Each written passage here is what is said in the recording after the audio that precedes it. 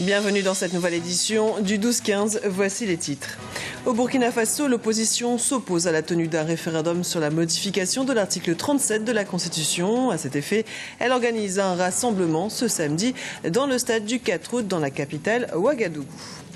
Aligner le niveau des études universitaires sur les standards internationaux, c'est l'ambition de l'université Félix Houphouët-Boigny de Cocody en Côte d'Ivoire. L'université ivoirienne devient un véritable campus numérique. Et les femmes unissent leurs forces au Rwanda, une entraide qui leur permet d'augmenter leurs revenus de fin de mois, découverte de l'association Women for Women en fin de journal. Mais tout d'abord, l'élection présidentielle s'éclot ce mercredi en Égypte. D'après les premières estimations, l'ancien maréchal Al-Sisi recueillerait un peu plus de 92% des suffrages. Son unique adversaire, le candidat de gauche Hamdine Sabahi, obtiendrait 3%. Le taux d'abstention est relevé.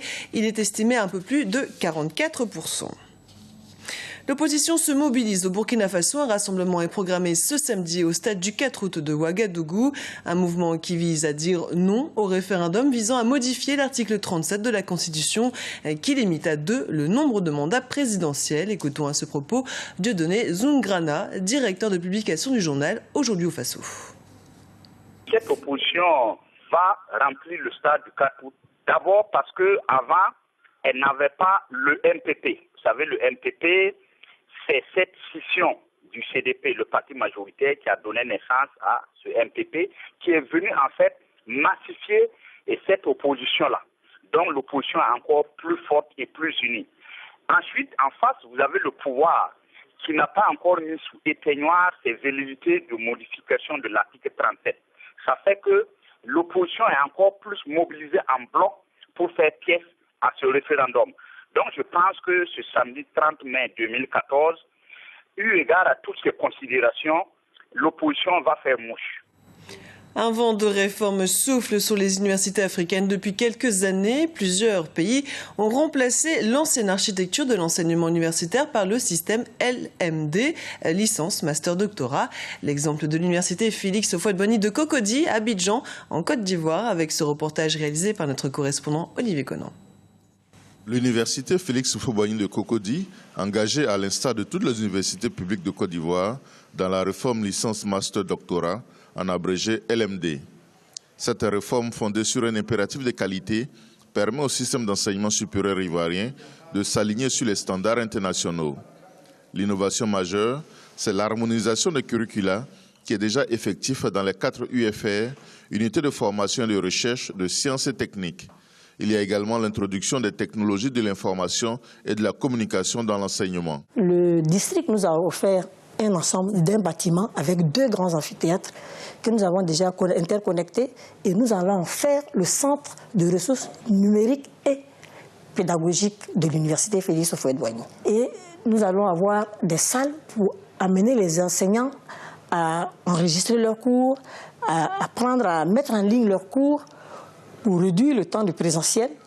C'est-à-dire que l'étudiant peut rester dans toute la Côte d'Ivoire, même à l'extérieur, pour prendre des cours, et il y a un moment de regroupement au niveau présentiel. Pour mener à bien la réforme LMD, les enseignants et le personnel administratif sont formés à la gouvernance universitaire. Il s'agit de renforcer la capacité des acteurs décideurs des universités publiques et des grandes écoles aux méthodes d'évaluation, audit. Donc il faudrait former au sein de chaque université un pool d'auditeurs évaluateurs qui permettent à un temps donné, à un moment donné, d'avoir un regard objectif sur la situation d'un établissement donné, ses forces, ses faiblesses. À noter que la réforme LMD favorise également l'équivalence des diplômes au plan international parce que l'annexe descriptive renseigne sur le contenu des diplômes.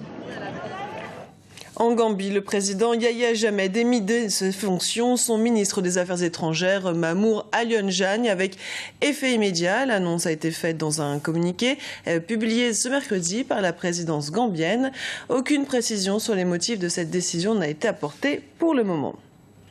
Les femmes aident les femmes, c'est un peu sous cet angle qu'il faut considérer les actions menées par l'association Women for Women au Rwanda. Quelques chutes de bois, quelques bouts de tissu, des sourires, de l'entraide. Et c'est les femmes d'un pays tout entier qui se lèvent, soudent leurs forces pour vaincre un quotidien pas toujours facile. Oliva Jacotan, notre correspondant au Rwanda. S'unir pour mieux se prendre en charge, C'est ce qu'ont décidé ces femmes depuis près de 5 ans. Environ une dizaine, elles se sont réunies en coopérative pour fructifier leurs talents. Elles ont bénéficié de formations gratuites d'1 an dans leur secteur d'activité. Des formations offertes périodiquement par Women for Women, une association non gouvernementale œuvrant pour la cause féminine au Rwanda. Grâce à ce programme, ces femmes fabriquent et commercialisent des objets d'art, une activité dont elles tirent plusieurs bénéfices. Oui, ça m'aide. Dans ma vie quotidienne, ça m'aide même à la maison. J'ai trouvé le moyen d'enseigner mes enfants, de m'énerver, de quoi manger. Même j'ai essayé de renouveler ma maison. Women for Women existe au Rwanda depuis près de 2 décennies. Elle œuvre pour l'amélioration des conditions des femmes dans les pays en guerre ou post-conflit. En collaboration avec les autorités rwandaises, cette organisation a encadré plus de 50 000 femmes vulnérables dans 6 districts du Rwanda. Grâce à ces actions communautaires, plusieurs femmes connaissent des progrès dans différents domaines d'activité. Mais de nombreux défis restent encore à relever dans un pays où près de 60% de la population est sous le seuil de pauvreté. Après les formations, certaines femmes qui évoluent dans le domaine agricole ont des difficultés pour écouler leur production à cause de l'enclavement de certaines régions. Il y a aussi le problème de l'analphabétisme qui nous tient à cœur, car beaucoup d'entre elles ne savent ni lire ni écrire. Certaines femmes ont déjà vu leurs efforts récompensés à l'international. C'est le cas de cette dame. Elle a reçu en 2012 le prix Goldman Sachs.